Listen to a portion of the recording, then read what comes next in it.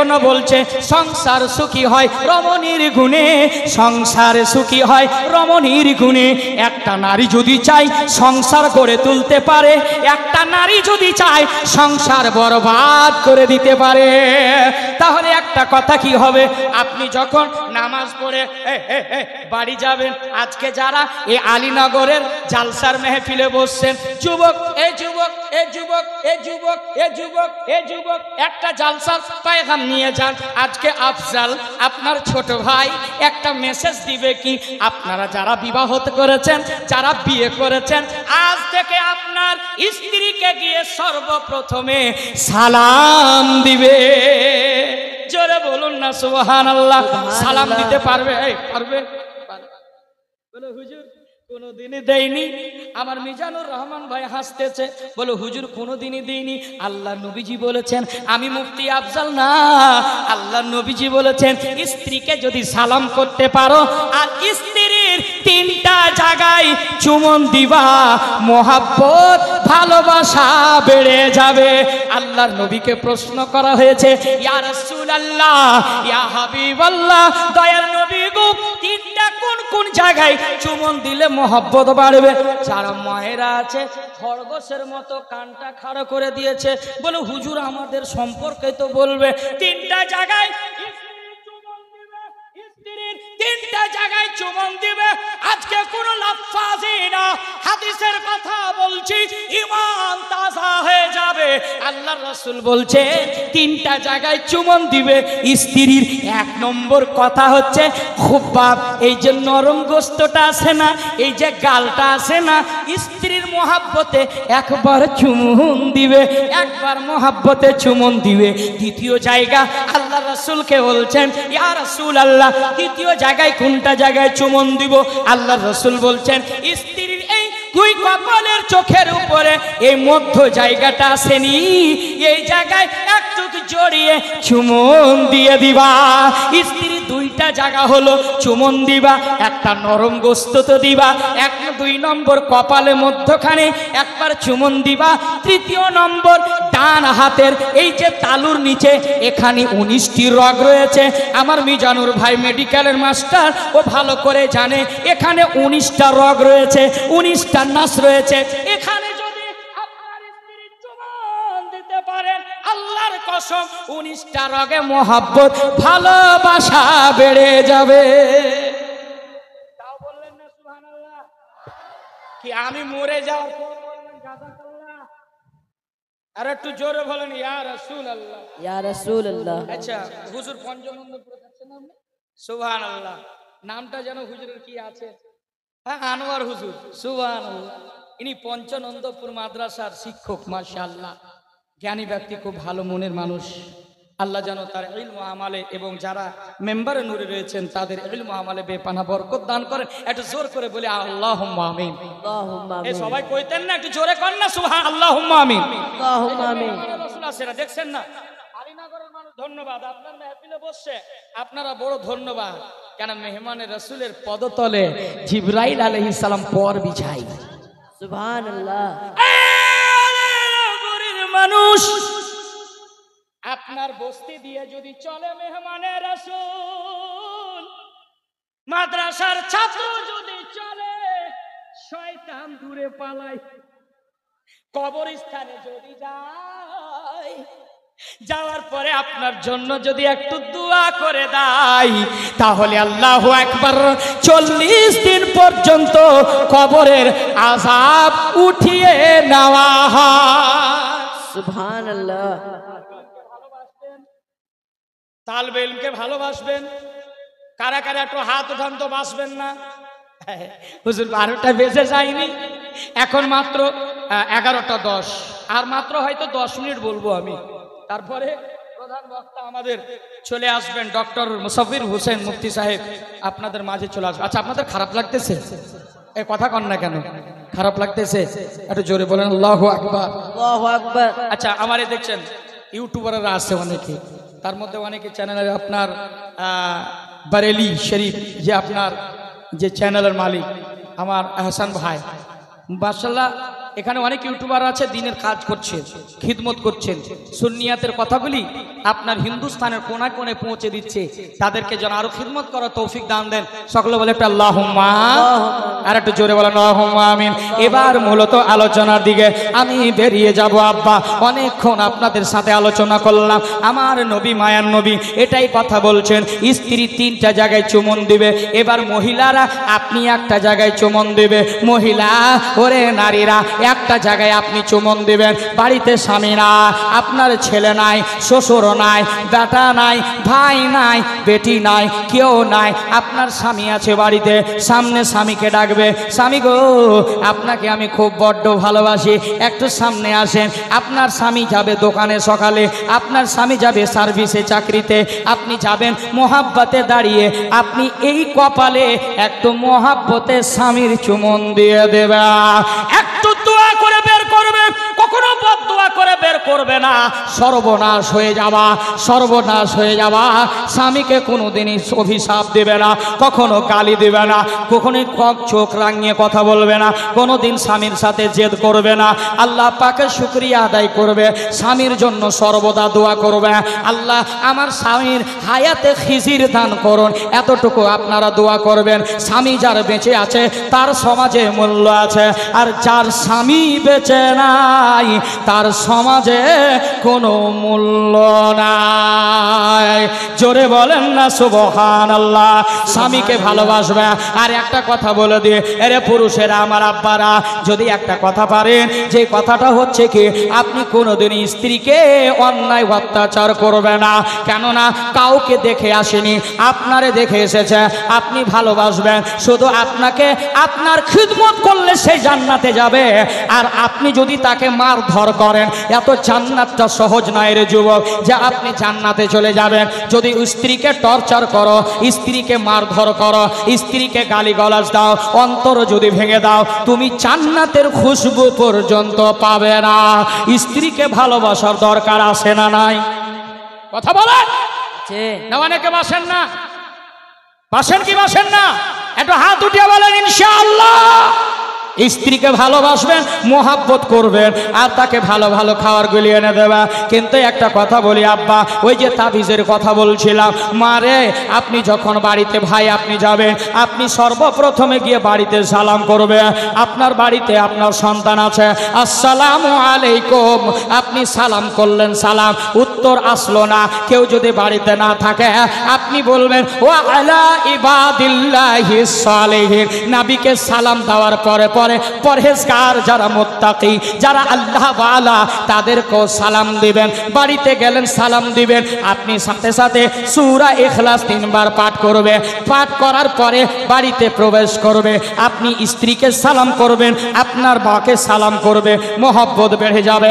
আর এই আমল যারা করবে আল্লাহ পাক বাড়ির বরকত বাড়ায়া দিবে। আমরা নিজে হাতে বরকতগুলি ছেড়ে দিচ্ছি, আমরা সেটাকে অ্যাকসেপ্ট করছি না, সেটাকে আমরা মূল্যায়ন দিচ্ছি না, নিজে হাতে আমরা ছেড়ে দিচ্ছি। তাবিজের প্রয়োজন হবে না যুবক, বরকত বেড়ে যাবে। আপনি সূরা ইখলাসে তেলাওয়াত করবেন, আপনি সালাম বাড়িতে দিলেন, আপনার বরকত বাড়ি বেড়ে যাবে। মায়েরা ফজরের সময় ঘুমিয়ে থাকে, আরে বেটি তোমাকে কি আল্লাহ পৃথিবীর জমিনে শুধু বিড়ি বাঁধতে পাঠিয়েছে? তোমাকে কি সারা জীবন গোবর গোড়াতে পাঠিয়েছে? তোমাকে কি সারা জীবন রান্না করতে পাঠিয়েছে? না না না, আমার আল্লাহ এটাও বলেছে বান্দা বান্দিকে আমি সৃষ্টি করেছি ইবাদত করার জন্য। এ বান্দি আপনি নামাজ পড়বেন, আপনার চাইতে হিন্দু মাকে আমি স্যালুট জানাই, আপনাকে চাইলে আমি হিন্দু মাকে স্যালুট জানাই। কেননা আমি যখন রাস্তা দিয়ে যাই, রাত্রি 2টার সময় যাই, রাত্রি অনেক সময় 3টা 4টা বেজে যায়, আমি হিন্দু মায়েদেরকে দেখি তারা সকালে উঠে যায় ভোরের বেলা, লেফট রাইট মুসলমানের আওয়াজ পেয়ে, আজানের ধ্বনি পেয়ে হিন্দু মায়েরা জাগে। কিন্তু মুসলমানের বেটি আপনার কান ভরে ঘুমিয়ে থাকে। কথা বলেন ঠিক কিনা? কথা বলেন ভাই, ঘুমিয়ে ঘুমিয়ে থাকে, নামাজ পড়ে না। হিন্দু মায়েরা কি করে, left right left right left right করে চলে এবং বিভিন্ন গাছের আপনার ফুল তুলে, ফুল তোলার পর 7 রকম ফুল তুলে ঘটিতে জল নেয়, জল নামার পর ফুলগুলো ডুবায় এবং তাদের মন্দিরে যায়। শিব মন্দিরে যাওয়ার পরে ঘন্টাটা টং টং টং টং করে বাজায়, বাজানোর পর শিবের মাথায় জল ঢালে, 7 রকম ফুল দেয়, তাদের দেব দেবতার পূজা করে। এর মা আপনার চেয়ে তো ওই ভালো হয়ে গেল।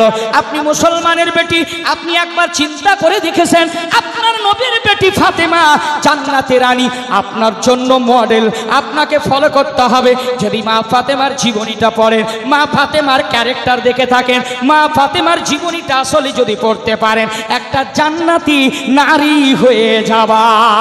মা ফাতেমা জান্নাতি রানী এমন ইবাদত করতেন, এমন রিয়াজত করতেন, আল্লাহু আকবার। মা ফাতেমা ইবাদত করে করে পাগুলি সুজে যেত, পাগুলি ফুলে যেত।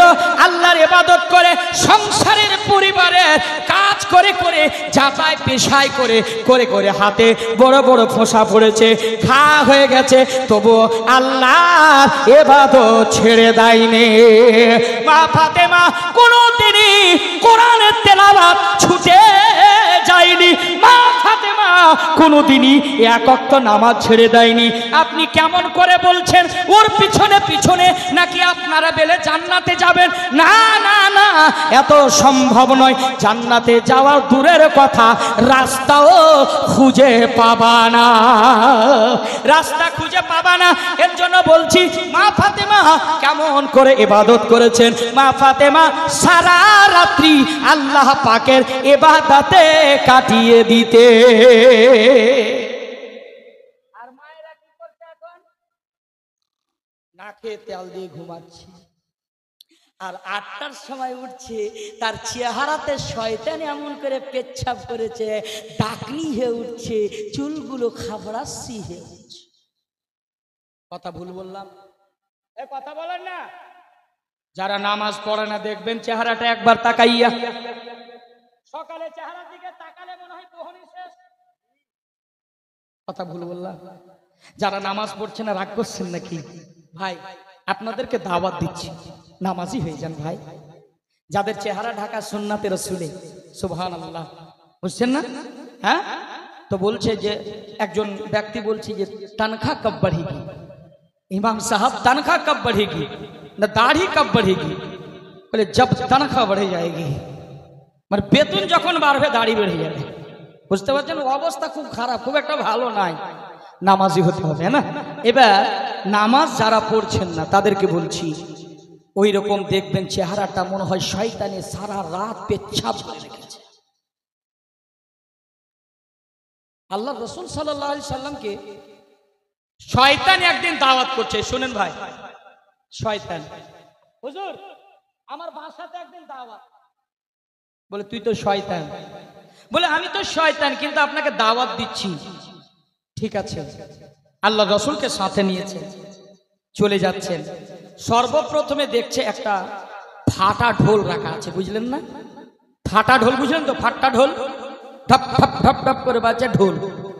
আল্লাহ রাসূল জিজ্ঞেস করছে, শয়তান এই ফাটা ঢোলটা কি করো? হুজুর মানুষ যখন ঝগড়া করে আমরা খুব বাজাই, এত বাজাই এত বাজাই এত বাজাই এত। আচ্ছা, আর একটু আগে চলেছে, বলছে হুজুর এই টক রাখা আছে। বলে টকটা কি করো? বলে হুজুর দেখেন কামাল, যখন মানুষ ঝগড়া করে না, মা বোন তুলে ঝগড়া করে কিনা, আমি এই টকটাকে নিয়ে মুখে মেখে দিই, মিজাজটাকে খারাপ করে দিই। বলে আচ্ছা, আগে রাখছি। দেখছি একটা ফাটা কম্বল রাখা আছে। হুজুর ফাটা কম্বল বুঝলেন না? ছেঁড়া কম্বল। শয়তান বলে হুজুর, বলে ফাটা কম্বলটা কি করো? হুজুর আপনার উম্মত যখন ভোরের বেলা মসজিদে যখন মুয়াজ্জিন আযান, আশহাদু আল্লা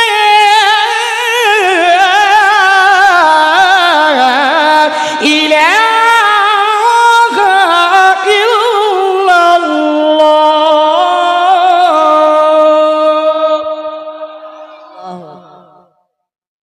যখন হুজুর আযান দেয় ভোরের সময়,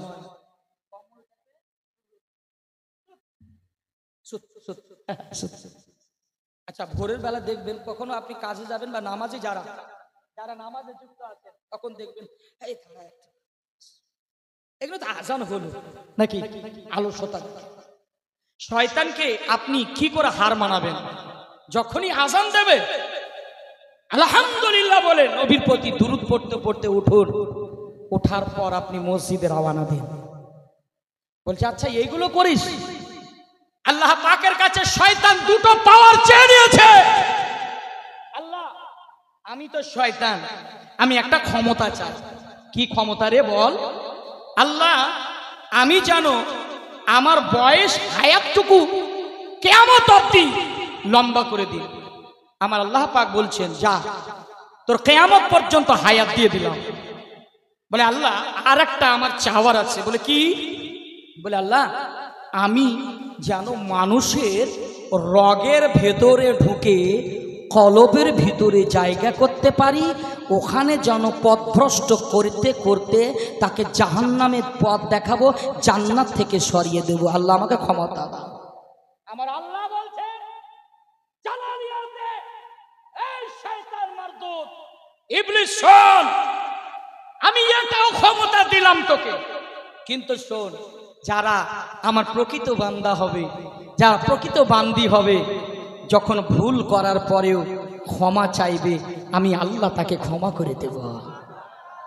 আর একটু আস্তে বলুন আল সুবহানাল্লাহ। আর একটু আস্তে বলুন সুবহানাল্লাহ। আর একটু আস্তে বলুন সুবহানাল্লাহ। সুবহানাল্লাহ। আমার মায়েরা বলছি, মা আপনি যখন এই কিতাব, যখন ফজরের নামাজ আপনি সালাম দিলেন বাড়িতে, আর মসজিদে যখন যাবেন, মসজিদে কেউ যদি ইবাদত করে তখন আপনি সালাম দেবেন না। কি বললাম? সালাম দেবেন না। আর যখন কেউ নাই মসজিদে, আপনি আসসালাতু ওয়াসসালামু আলাইকা ইয়া, জোরে বলুন, ইয়া রাসূল। আপনারা দিচ্ছেন? জীবনে দেয় না হুজুর, ভুলেও দেয় না। জানা থাকবে তো আপনি দিবেন। তাফসীর উঠা সূরা নূরের মধ্যে আল্লাহ পরিষ্কার ভাবে বলছেন যে তোমরা যখন মসজিদে যাবে, কেউ যদি না থাকে সালাম করবা নবীজিকে। তারপরে বলে ওয়া আলা ইবাদিল্লাহিস সালিহিন, যারা পরহেজগার মুত্তাকি তাদেরকেও সালাম দিবেন। জোরে বলুন সুবহানাল্লাহ। এই নবীজিকে সালাম দেন না নামাজের ভিতরে? দেন কি না? যেই নামাজের ভিতরে আলী নাই, যেই নামাজের ভিতরে ফাতেমা নাই, যেই নামাজের ভিতরে মুত্তাকি নাই, আলী নাই, উসমান নাই, হায়দার নাই, আপনার উমর নাই, ওই নামাজ হবে না। জোরে বলুন সুবহানাল্লাহ। বলে হুজুর কি করে? আপনি পড়ছেন আত্তাহিয়াতু লিল্লাহি ওয়াস সালাওয়াতু ওয়া তাইয়্যিবাতু ওয়া সালামু আলাইকা আইয়ুহান নাবিয়্যু ওয়া রাহমাতুল্লাহি ওয়া বারাকাতুহু ওয়া সালামু আলাইনা ওয়া আলা ইবাদিল্লাহিস সালিহিন। নবীকে সালাম দিলেন। তারপরে যারা পরহেজগার, যারা মুত্তাকি, আবু বকর, উসমান, হায়দার, ফাতেমা, জুন্নুরা যতগুলি আছে সবাইকে নামাজের ভিতরে সালাম দিলেন। জোরে বলুন সুবহানাল্লাহ। আর ওয়াহাবি লামযহাবি বলছে যে সালাম নবীর খেয়াল চলে আসলে নামাজ ভঙ্গ হয়ে যাবে। আবে তোর নামাজই হবে না। আহলে সুন্নাত ওয়াল জামাতের দলিল ছাড়া কথা বলে না। জোরে বলুন সুবহানাল্লাহ। আমি বলছিলাম সম্মানিত তিনি বৈঠকের আজকে ভাইরা, আমি যে আলোচনা করতেছিলাম যে সালাম করবে, সালাম করবে না ভাই? সালাম করবে না? এবার মুখিয়াজি আছে, মেম্বার আছে, তাকে মুখ চিনে চিনে সালাম, আসসালামু আলাইকুম, আসসালামু আলাইকুম করবেন না। কিয়ামতের বড় আলামত এটাই। আল্লাহর নবীজি মায়া নবী, রহমতাল লিল আলামিন নবী, আমার নবী পথ দিয়ে যেতেন, নবীজি সালাম করতেন, আসসালাতু আসসালামু আলাইকুম ইয়া আব্দুল্লাহ, এ আল্লাহর বান্দা সালাম। আমার নবীজি সালাম দিতেন। বাচ্চারা একদম কিন্তু রেডি হয়ে গেছে, বাচ্চারা প্রস্তুতি নিয়েছে, হুজুর প্রতিদিন আমাদেরকে সালাম আগে দেয়, আজকে মিটিং হলো, নবী যেমনই আসবে পাহাড়ের পাশে দিয়ে যাবে, আমরা সর্বপ্রথমে সালাম দেব। কি দেব? জোরে বলেন না গো, সালাম দেব। এবার আল্লাহর নবীজি রাস্তা দিয়ে যাচ্ছেন, সালাম করলেন, আসসালামু আলাইকুম আব্দুল্লাহ, বলে ওয়া আলাইকুম সালাম, সালাম দিলেন। ছেলেরা রাত্রে মিটিং করছে, ভাই নবীজি তো প্রতিদিন আমাদেরকে সালাম দেন, আজকে আমরা আগে সালাম দেব। বলে কি করে?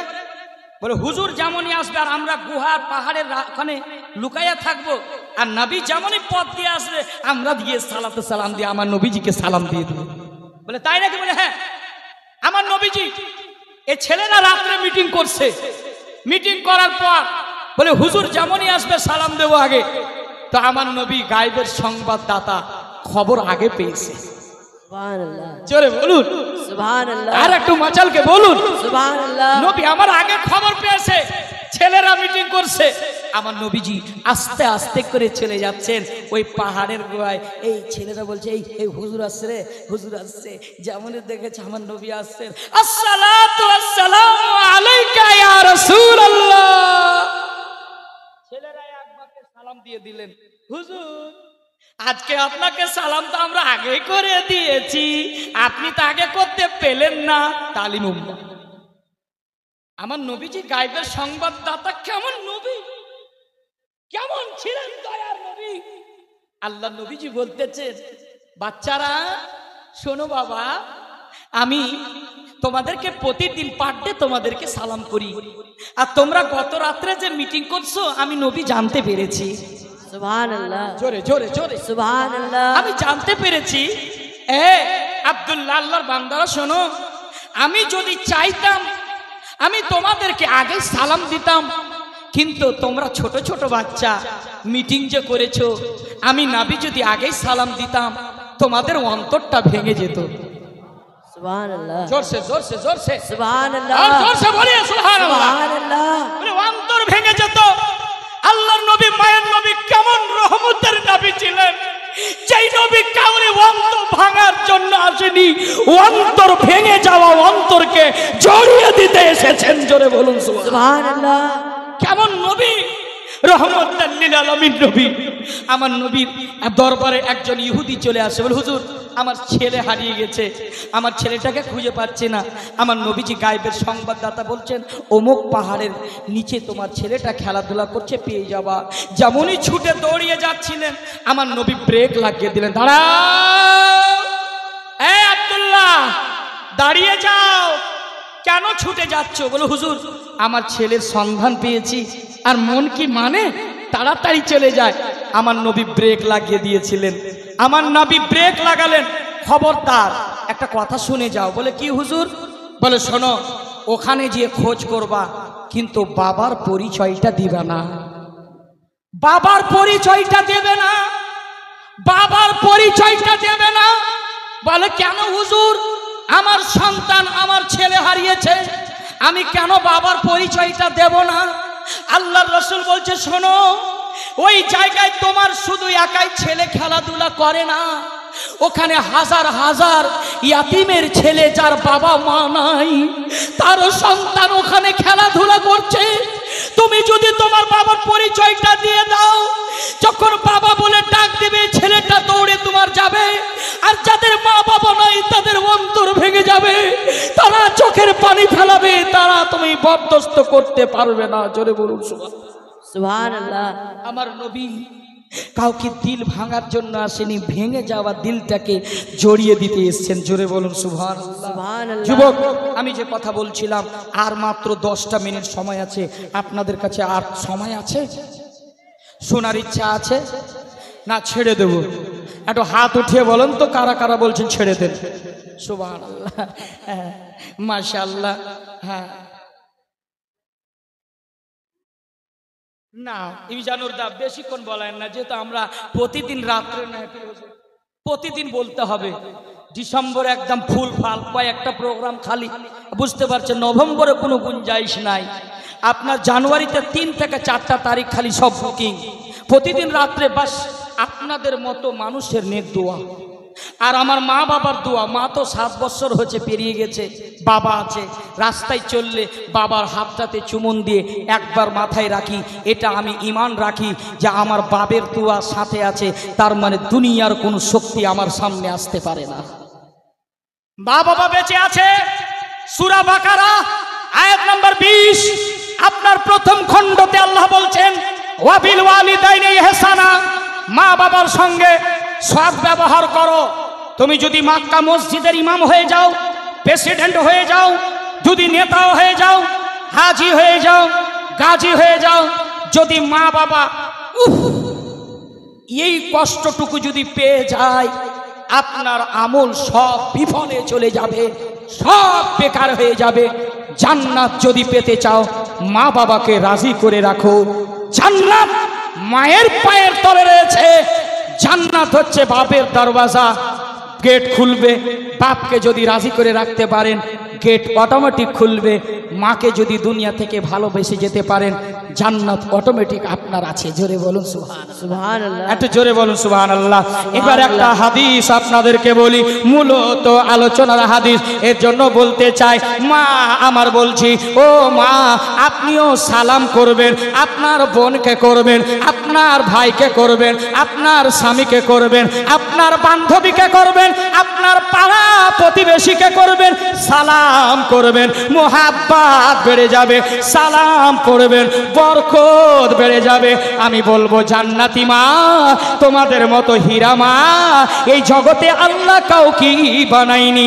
মা রে, আপনি যদি গুনেহগার হন, আপনি ওযু করে আর জায়নামাজ মুসাল্লা বিছিয়ে আপনি 2 রাকাত নামাজ যদি আল্লাহর কাছে শুকরিয়া আদায় করে পড়ে, আর এই রকম ফাটা আঁচল পেতে আল্লাহ পাকের দরবারে যদি দোয়া করতে পারে, আমার আল্লাহ বলেন, পৃথিবীর মানুষের দোয়া একদিকে হয় আর মায়ের দোয়া একদিকে হয়। জোরে বলুন না সুবহানাল্লাহ। আর একটু জোরে বলেন আল্লাহু আকবার। ভাইরা আমার, বাবারা, মা আমার, আপনি গুনেহগার হয়ে গেছেন, আপনি বাদকার হয়ে গেছেন, আপনি খাতাকার হয়ে গেছেন। আপনি বলবেন, বেটা মুফতি সাহেব, আমার মাত্র 2টা সূরা মুখস্থ, মাত্র 4টা সূরা মুখস্থ। আলাম তারা, লিইলাফে, কুল হুয়াল্লাহু আহাদ, ইন্না আতাইনা, কুল আউযু বিরাব্বিল ফালাক, কুল আউযু বিরাব্বিন নাস। 4টা থেকে 5টা, আর এর ঊর্ধ্বে নাই। এর মধ্যে আবার ভেজাল ঢুকে আছে। কোথাও নাস বলছে, কোথায় খান্নাস বলছে, কোথাও ইজাজা বলছে। ভুলের শেষ নাই। একটা কথা বলি, আপনি বলবেন, বেটা আমার 2টা সূরা মুখস্থ আছে, চিন্তা করবেন না, উযু করবেন। ওয়া ইযা কুলতুম ইলা সালাতি ফাগসুলু উজুহাকুম, সূরা আল মাইদা। আল্লাহ পাক বলছেন, ওযু করো, চেহারা ধুয়ে নাও, হাত ধুয়ে নাও, চৌথা ইশারের মাসা করো, এলাল কাব, কাবাইন, টাকনো পর্যন্ত পা ধুত করো। ওযুর 4টা ফরজ কোরআনের মধ্যে আল্লাহ পাক বলছেন, বাকিগুলো সুন্নাত। নাকে পানি দেওয়া, কুল্লি করা, হাত ধুত করা, এগুলো হচ্ছে সুন্নাত। রিক্কাত আর সাইলানিয়াত, আবে খারি, আবে শিরি, পানি যেটা লবণযুক্ত আবার মিষ্টিও হয়, লবণযুক্ত হয়।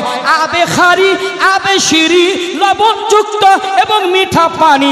আবার রিক্কাত আর সাইলানিয়াত, যে পানি বহাতা পানি, যারা নদীতে গোসল করে, যারা নদীতে চান করে, একবার যদি ডুব মারে, একবার যদি ডুবুরি দেয়, তার শরীরটা পবিত্র হয়ে যায়। যারা নদীতে গোসল করে তাদের গুনাহ কম রয়েছে। যারা মার্শালে করে, যারা টিউবওয়েলে করে, খুব সতর্ক হুঁশিয়ার হয়ে যাও। যদি একটা অঙ্গ শুকনো থেকে যায়, যদি একটা জায়গা শুকনো থেকে যায়, তাহলে গোসল হবে না, নাপাক হয়ে থেকে যাবে। জিন্দেগিতে শরীর ভালো হবে না, মাথার চুলগুলি গোছা গোছা হয়ে উঠবে, হাতে আভরাসের অসুখ হবে। কিন্তু মায়েরা, এই ফাঁকের মধ্যে একটা কথা বলি, যদি মেহেদি ব্যবহার করতে পারেন, 72টা অসুখ আমার আল্লাহ ভালো করে দেয়। মেহেন্দির পাতা মায়েরা ব্যবহার করবে, 72টা অসুখ ভালো হবে। পুরুষ, আপনি যদি মাথায় ব্যবহার করতে পারেন, আপনি যদি দাড়িতে ব্যবহার করতে পারেন, মাথা দিয়ে তাপ উঠতেছে, গ্যাস উঠতেছে, মেহেন্দি বেটে পাতার মেহেন্দি লাগিয়ে দাও, গ্যাসের সমাধান হয়ে যাবে। এই মেহেন্দির পাতাতে এতটা পাওয়ার দিয়েছে আমার রব্বে কাদির, দয়ার নবী মুস্তাফা সাল্লাল্লাহু তাআলা আলাইহি ওয়াসাল্লাম বলে, মহিলারা যদি ব্যবহার করে, তার 72টা অসুখ ভালো হবে, তার সাদা সিরাপ ভালো হবে, তার হাতের আভরাস ভালো হবে, তার শরীরের মাংসতে ফুসড়ি উঠা বন্ধ হবে। 72টা অসুখের কথা আল্লাহর নবীজি বলেছেন। আমি এর জন্য বলছিলাম, পানিতে পবিত্র হয়ে যাও। আমি বলছিলাম, মারে আপনি গুনহেগার মানুষ, আপনি খাতাকার মানুষ, আপনি কি করবেন? দুইটা মাত্র সূরা মুখস্থ আছে। বেটা টেনশন নাই, টেনশন নাই, টেনশন নাই, টেনশন নাই। ওযু করলেন, ওযু করার পর ছেলে ঘুমিয়ে গেছে, স্ত্রী ঘুমিয়ে গেছে, ঘরের ভিতরে নামাজ পড়ে উঠরে উঠরে যদি কাঁদে, আপনার স্ত্রী জানতে পারবে, আপনার বৌমা বলবে আমার শ্বশুর কেন কাঁদছে। আপনি এমন একটা নিরিবিলি জায়গায় যান যেটা হচ্ছে আল্লাহর ঘর। আল্লাহর ঘরে গিয়ে ওযু করে আপনি 2 রাকাত নামাজ পড়ে সাজদাতে বলবে সুবহান রাব্বিয়াল আলা, সুবহান রাব্বিয়াল আলা। ডাক দিবে, রেডিমেড নামাজ পড়বে না, রেডিমেড নামাজ পড়বে না। এবার মসজিদে গিয়ে নামাজ পড়ছে জানেন কিভাবে? তাড়াতাড়ি জুতা লিয়া চুরি করে পালিয়ে আনে। অনেকে যায় জুতা চুরি করতে, বুঝছেন? বারেলী শরীফে আমি যখন লেখাপড়া করতাম 2005-এ যখন আমি গিয়েছিলাম, হুজুর তো নতুন স্যান্ডেল আমাদের ওয়েস্ট বেঙ্গলের জুতা নিয়ে গেছি, এবার হারিয়ে গেছি, খুঁজে পাচ্ছি না। প্রায় 3 মাস পর পেয়েছিলাম, তো দেখছি মাদ্রাসা ছাত্রের কাছেই আছে, বুঝছেন? মাদ্রাসার ছেলে খুব ভালো হয়, বুঝছেন? কার স্যান্ডেল যে কে চুরি করে আল্লাহ ভালো জানে। তো মসজিদে কিছু মুসাল্লি আছে, আসলে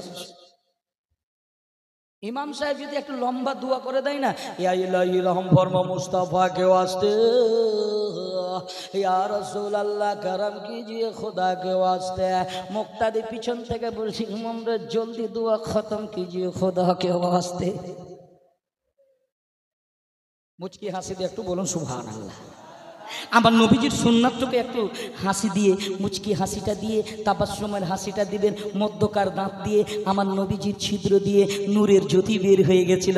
আপনি হাসবেন হা হা হা করে না, মুচকি হাসি দিয়ে জোরে বলুন একটু সুবহানাল্লাহ, সুবহানাল্লাহ। সর্বদা আমার নবীজি এইভাবে মুচকি হাসি দিতেন। আর আম্মা আয়েশা তিনি বলতেছেন আমার নবীজি যখন মুচকি হাসিটা দিতেন পুরো ঘরটা উজালা হয়ে যেত। সুবহানাল্লাহ। তিনি বলতেছেন আমার নবী যখন জগতের বুকে আসলেন 4 জন জান্নাতি রানী এসেছিলেন। মা হাওয়া ছিলেন, হযরতে মারিয়াম আসছিলেন, হযরতে হাজরা এসেছিলেন, ফিরআউনের স্ত্রী হযরতে আসিয়া এসেছিলেন। জোরে বলেন সুবহানাল্লাহ। নবী জগতে আসে আবির্ভাব হবে। মা আমেনা বলতেছেন আমার নবী আমার সন্তান যখন গর্ভ থেকে জমিনে আসে আল্লাহর কসম ওই নূরের জ্যোতিতে আমি আমেনা দেখেছি, বাসারার বড় বড় বিল্ডিং গুলো দেখেছি। সুবহানাল্লাহ। জোরে বলুন না সুবহানাল্লাহ। আমার রব বলেছিলেন জিবরাইল, ইয়া রাসূলুল্লাহ। জিবরাইল কে বলছেন? আমার আল্লাহ। কোথায়? আপনার নবীর আবির্ভাব হয়েছে জগতের বুকে, তাকে ওয়েলকাম স্বাগতম সালাম দেওয়ার জন্য যাইতেছি। জোরে বলুন সুবহানাল্লাহ। জিবরাইল কি নিয়ে যাচ্ছ? আল্লাহ আমার কাছে তো কিছু নাই, যাও বেহেশত থেকে 3টা পতাকা নিয়ে আসো, কালা সাদা রঙের।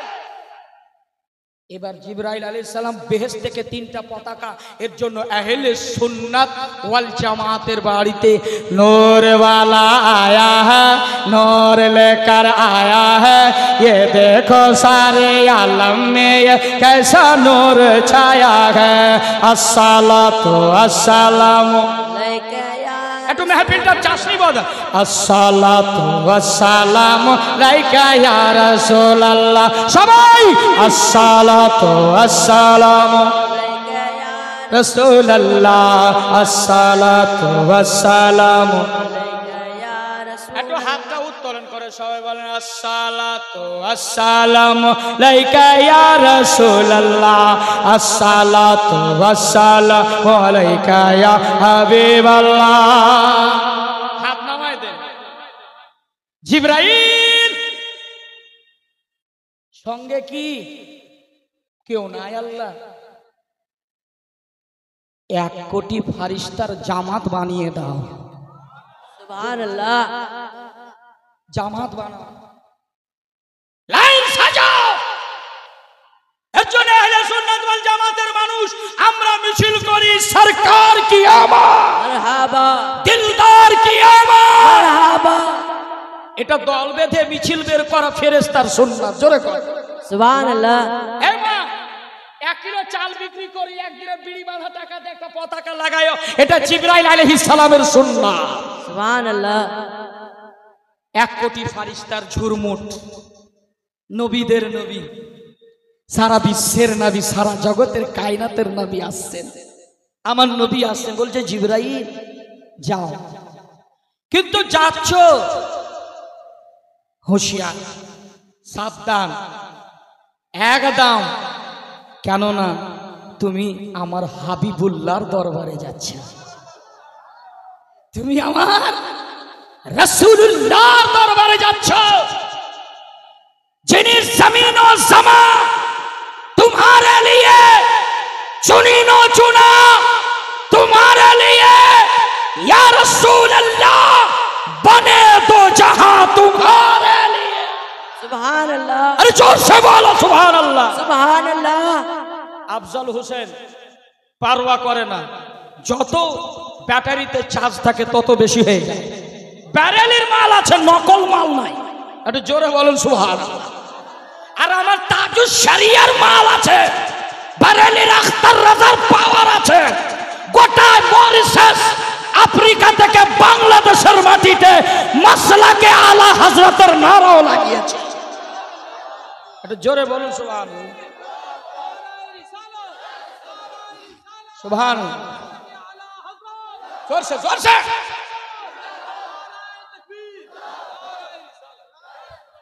এক কোটি ফারিস্তা। আসসালাতু আসসালামু আলাইকা ইয়া রাসূলুল্লাহ, আসসালাতু আসসালামু আলাইকা ইয়া হাবিবাল্লাহ, আসসালাতু আসসালামু আলাইকা ইয়া রাসূলুল্লাহ, আসসালাতু আসসালামু আলাইকা ইয়া হাবিবাল্লাহ। নূর वाला आया है, नूर लेकर आया है। সবাই বলেন, সবাই সবাই। नूर वाला आया है, नूर लेकर आया है, देखो ये सारे आलम में ये कैसा नूर छाया है। अस्सलातु वस्सलामु अलैका या रसूल अल्लाह, अस्सलातु वस्सलामु अलैका या हबीब अल्लाह। আমার আল্লাহ বলছেন হাবিবের দরবারে যাচ্ছে জিবরাইল, যিনি ফারিস্তার হেড সর্দার। পবিত্র কোরআনের মধ্যে হুজুর 4 জন ফেরেশতার কথা এসেছে বড় বড়, জিবরাইল, মিকাইল, ইসরাফিল আর ইসরাইল। শুনছেন না বাবা? এমনি তো আল্লাহ কোটি কোটি রাত দিন 70,000 সকালে আর 70,000 সন্ধ্যায় তৈরি করে নবীর দরবারে যায়। জোরে বলুন, আর একটু জোরে সুবহানাল্লাহ। আল্লাহ কোটি কোটি। আপনার পিছনে আমার আল্লাহ 10টা করে 20 জন ফারিস্তা লাগায় রেখেছে। জোরে বলবেন না সুবহানাল্লাহ। মাগরিবের সালাত কেন হয় না? আপনাদের মসজিদে সালাত হয় তো, সালাতু ওয়াসসালামু আলাইকা ইয়া রাসূলুল্লাহ হয়, সালাত হয়, তো মাগরিবে কেন হচ্ছে না? বলে শর্ট টাইমে কর, তাড়াতাড়ি ছোট সূরা কর। রাত্রের ফারিস্তা, দিনের ফারিস্তা আছে। রাত্রের দিনের শেষ মাগরিব যখন হয় 10টা চলে যায়, আর 10টা আবার ফিরিয়ে দেয়, আপনার ডিউটিতে লাগিয়ে দেয়। রাত্রের বেলা যে ওযু করে ঘুমায়, বা ওযু হয়ে একটা ফারিস্তা আর আল্লাহ নিযুক্ত করে, যখন মরবে তার আগে আল্লাহ তার জন্য মাগফিরাতের দোয়া করে যায়। সুবহানাল্লাহ সুবহানাল্লাহ। বেশক জোরে বলুন সুবহানাল্লাহ সুবহানাল্লাহ। 20টা ফারিস্তা আপনার পিছনে, আমার পিছনে আল্লাহ লাগিয়ে রেখেছেন। আপনি জানেন নি কোটি কোটি ফারিস্তা আল্লাহ তৈরি করছে। এবার চারজন ফেরেশতার নাম কোরআনে এসেছে। খালি শুধু একটু চমকটা দেখাই, চারজন ফেরেশতা যিনি ইসরাফিল আলাইহিস সালাম। আপনারা আমরা শুনছি না বাবা যে ইনি বাঁশিতে ফুঁক দিবেন, সিংহাতে ফুঁক দিবেন, কিয়ামত হওয়ার সময় রেডি হয়ে আছেন। কেমন হয়ে রেডি হয়ে আছেন? এই রেডি হয়ে আছেন, ফুঙ্গাতে দিবে। হাদিসের বর্ণনা এসেছে ওই বাঁশিটা কত লম্বা, ওর ছিদ্র কটা আছে জানা আছে আপনাদের? সকলের জানা নাই। ওর ছিদ্র আছে টোটাল 11টা। 11টা ছিদ্র। এর আয়তন কত বড় বড় আছে জানেন? একটা আসমান পেরিয়ে যাবে, ঢুকবে বাড়াবে, ঢুকবে বাড়াবে। 11টা আসমান পেরিয়ে যাবে। জোরে বলেন সুবহানাল্লাহ। সুবহানাল্লাহ। তাহলে আপনারা চিন্তা করেন, আলীনগরের মানুষ, ছত্রাগাছির মানুষ, নবীগঞ্জনগরের মানুষ, আপনার মানুষ, সিরাজগঞ্জের মানুষ, আপনার এই দেশের মানুষ, আপনারা বলুন তো তাহলে সিংহাটা কতই বড় আছে, ছিদ্রই কত বড় আছে, যিনি ধরে আছেন উনি কত লম্বা, উনি কত হাইটের, হাত বা কতই লম্বা। জিবরাইল বলছেন আমি একটা পর জমিনে নামিয়েছিলাম, চাঁদ সূর্য অন্ধকার হয়ে গিয়েছিল। নাবিকে বলছেন ইয়া রাসূলুল্লাহ, আমার যদি কেউ আসল রূপটা দেখতে চায়, আমার 600টা ডানা। বুখারীর প্রথম খণ্ড কিতাবুল ওহীতে স্পষ্ট লেখা জিবরাইল আলাইহিস সালামের 600টা ডানা রয়েছে। এই রকম 600টা আসমান লাগবে জিবরাইলের আসল চেহারাটা দেখার জন্য। সুবহানাল্লাহ সুবহানাল্লাহ। আপনার আর আমার যে রুহটা কবজ করবে বলুন তো, মদখোর, তাসখোর, বেঈমান, চুগলখোর, ফাটমার, বদমাস আপনার বডিতে কি হাত দিবে? না না না। এমন একটা থালা স্পেশাল রেডি, মৃত্যুর গাছ আছে, 40 দিন আগে পাতাটা হলুদ হয়ে যায়, আল্লাহর অর্ডার হয়, শাবে বারাতের রাত্রে ভাগ্য পরিবর্তন হয়। যে সমস্ত মুসলমান বলছে কালী পূজার রাত্রে নাকি বলে ভাগ্য পরিবর্তন হয়, নাউজুবিল্লাহ, ঈমান চলে যাবে। তবে আজকে যদি তাস খেলিস, আজকে যদি লটারির টিকিট কাটিস, আজকে যদি চুরি করতে যাস, আজকে যদি ওটা করিস, ভাগ্য পরিবর্তন হবে। যদি ধরা না পড়িস সারা জিন্দেগি ধরা পড়বি না। উকারে উকিরে, টাকারে পয়সারে, ঘরে আয় ঘরে আয়, পোকারে মাকড় রে, দূরে যা দূরে যা। আজ থেকে 30 বছর আগেকার কথা বলছি হুজুর, 30 বছর আগেকার কথা বলছি। আমার 39 হতে চলল। আমি নিজে দেখেছি আমার গ্রামে, এটা হিন্দুর তেওহার না, আপনার পাটখুড়ি ধরিয়ে দৌড়াদৌড়ি। আগে কি করতো আমার মা খালারা জানেন? আউসের রাত্রে নাকি বলে একটু মিষ্টি পোলাও করতে হয়। আমি কেন গে বলে আজকে যদি বেটা মুখ মিষ্টি করা হয়, সারা জীবন তোর মুখ দিয়ে ভালো ভালো মিষ্টি মিষ্টি কথা বলবো। আমাকে ছাড়, আমার সারা জীবন এরকমই দরকার। বুঝতে পারলেন? তো যারা এইরকম আকীদা রাখবে যে কালী পূজার রাত্রে উকা উকি করলে এই যে শিরক গুলো অনেক করেছে, বলছে পোকা রে মাকড় রে, দূরে যা দূরে যা, টাকা রে পয়সা রে, ঘরে আয় ঘরে আয় ঘরে আয়, ঘুঘুরা রে কেঁচা রে, দূরে যা দূরে যা। বলেছেন না বাবা? তওবা করে নেবেন, তওবা করে নেবেন। এখন বর্তমানে যদি এরকম কেউ আকীদা রাখে, বহু তালাক হয়ে যাবে।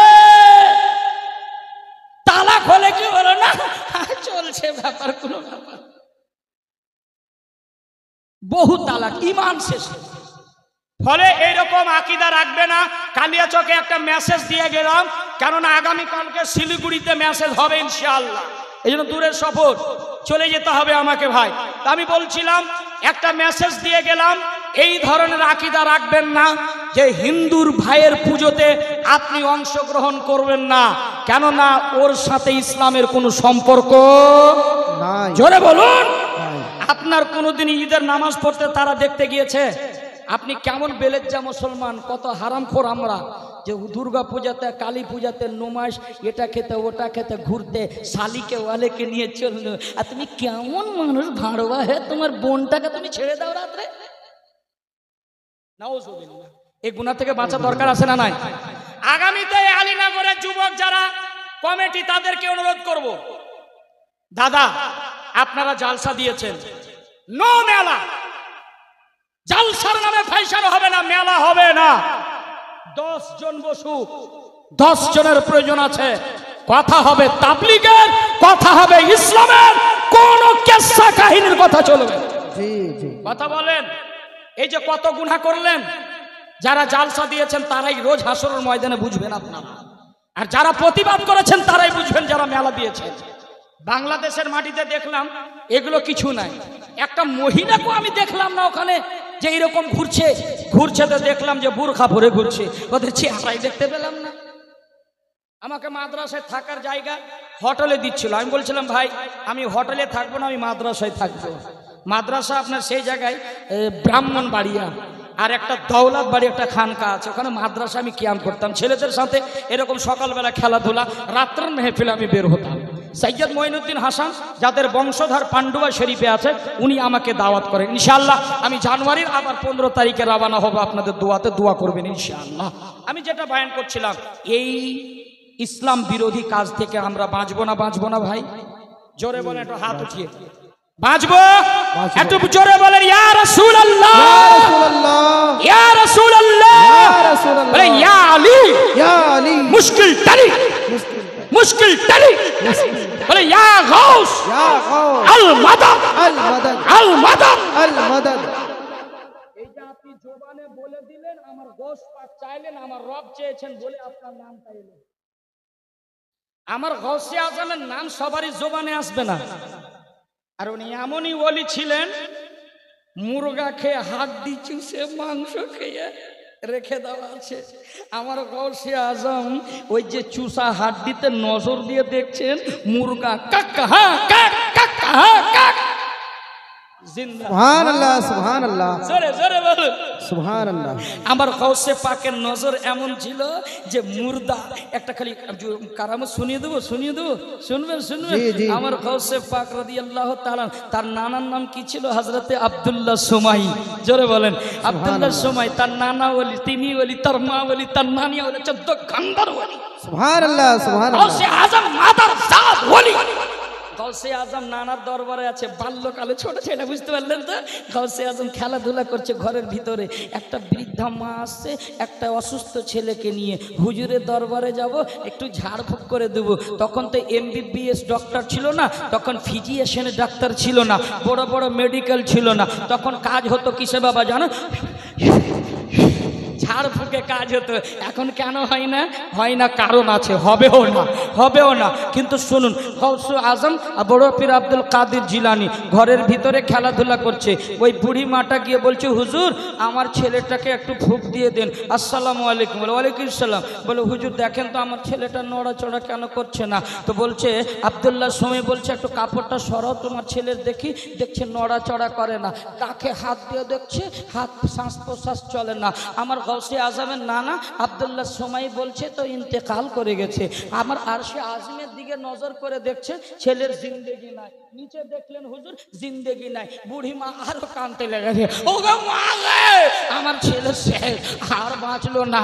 আমার গৌসে আজম রাদিয়াল্লাহু তাআলা ঘরের ভিতরে আছে। মা তো ছেলে কালো যদি হয় তাও বলছে, ওরে আমার সোনা রে, ওরে আমার মানিক রে। ছেলে যদি কালো হয় তবে বলছে, ওরে আমার হীরা রে। হালাকে কালো ভুচুং রং, তবুও কিন্তু সোনা। কিন্তু মায়ের জন্য, ছেলেটার জন্য মা চিৎকার দিয়ে কাঁদছে বাবা।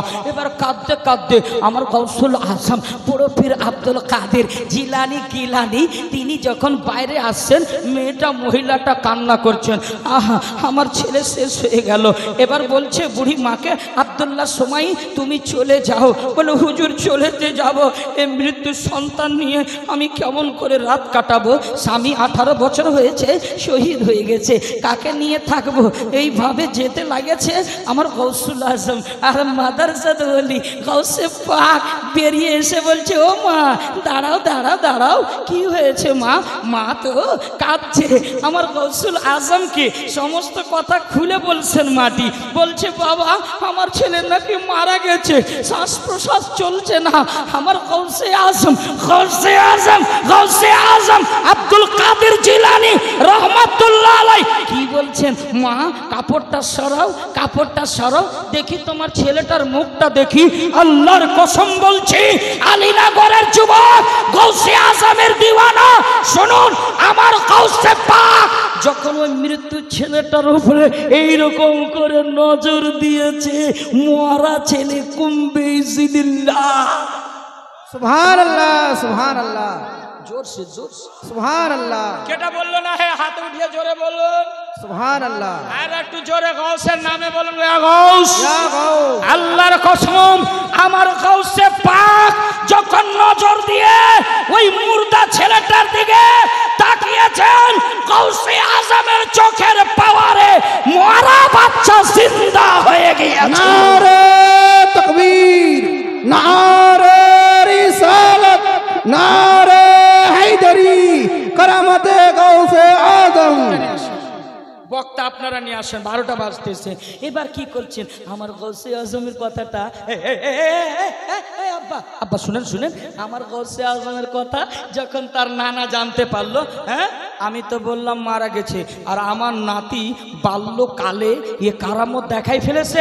এই দেখি রে লাঠি খানটা রে, দেখি রে। গৌসে আজমের নানা, ওই যে নানার অভ্যাস বুঝতে পারলেন না? নানা কাকে বলে, আরে নাতি কাকে বলে। আমরা নানার ভালোবাসা পাইনি, আমাদের জন্ম হয়নি, নানার টিকিট কেটে নিয়েছে। নানিও জন্ম, আমার জন্ম হয়নি, নানিও টিকিট কেটেছে। যাদের নানা আছে তারা ভাগ্যবান, যাদের নানি বেঁচে আছে তারা ভাগ্যবান। আরে নাতি আর নানার তো মোহাব্বত আমার আকা হুসাইন করেছিল। সুবহানাল্লাহ। আমার হুসেন একবার নানাকে এইভাবে ধরছেন, একবার এইভাবে ধরছেন, একবার দাড়ি ধরছেন, দুই জুলফে মোবারক ধরছেন। আমার আকা হুসেন বলে, না না না না, আমার নবী মুস্তাফা সাজদাকে লম্বা করে দিয়ে।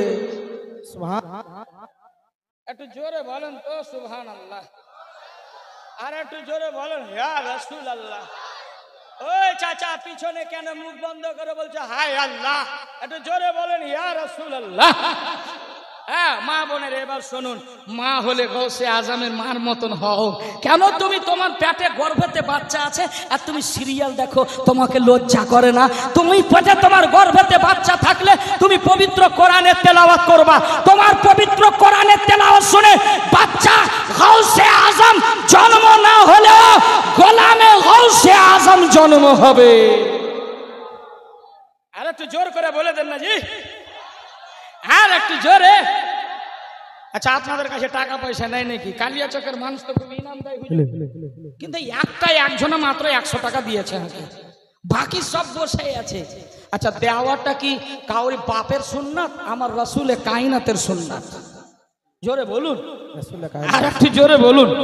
আমি পুরোটা আলোচনার দিকে যাব, একটু মহাব্বতে বলুন তো সুবহানাল্লাহ সুবহানাল্লাহ। আর একটু জোরে বলুন ইয়া রাসূলুল্লাহ ইয়া রাসূলুল্লাহ। এবার লাঠি নিয়ে যেমনই ছুটেছে, চল লাঠি চল, দৌড়া কি দৌড়া, দৌড়া কি দৌড়া, হুলুক কাকড়া তুলুক মাটি, 10 ট্যাং 3 ফুটকি, একদম দৌড়াইতে দৌড়াইতে দৌড়াতে মাটি রে মাটি, ঢাল রে ঢাল। না না, জান আপনা বাচ্চা, চাচা জান আপনা বাচ্চা। আচ্ছা লাড্ডু কোনোদিনই দেখোনি নাকি?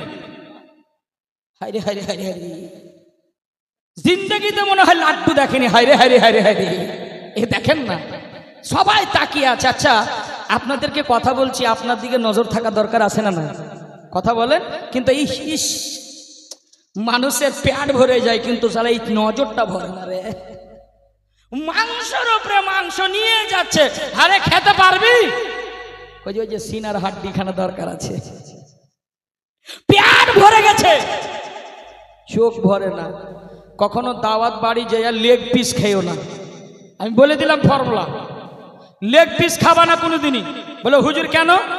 ওই লেগ পিসে সবারই নজর থাকে, আর যদি নজর লেগে যায় পেট খারাপ হতে হবে। চলে যাবে, বুঝেছেন? এর জন্য বলছিলাম বাবা, গৌসে আজম বলছে দৌড়াতে দৌড়াতে দৌড়াতে দৌড়াতে দৌড়াতে দৌড়াতে হুজুর দৌড়াতে দৌড়াতে দৌড়াতে দৌড়াতে দৌড়াতে এবার কবরের পার্শ্বে দিয়ে যাচ্ছে। কি এবার দৌড়াতে দৌড়াতে গৌসে আজম বড় পীর সাহেব বলছে কবরে যারা ঘুমিয়ে আছে, কবরে মিজানুর ভাই, কবরে যারা ঘুমিয়ে আছে কবরবাসীকে বলছে গৌসে আজম বড় পীর সাহেব, এই কবরবাসীরা, আমার নানা লাঠি নিয়ে দৌড়াচ্ছে, তোরা ঘুমিয়ে ঘুমিয়ে দেখছিস, তোদেরকে লজ্জা আসে না রে? আমার গৌসে আজম এই বলার পরেই 200 জন কবরবাসী কাফন নিয়ে দাঁড়িয়ে গৌসে আজমের পিছে দৌড়াতে লেগেছে। সুবহানাল্লাহ।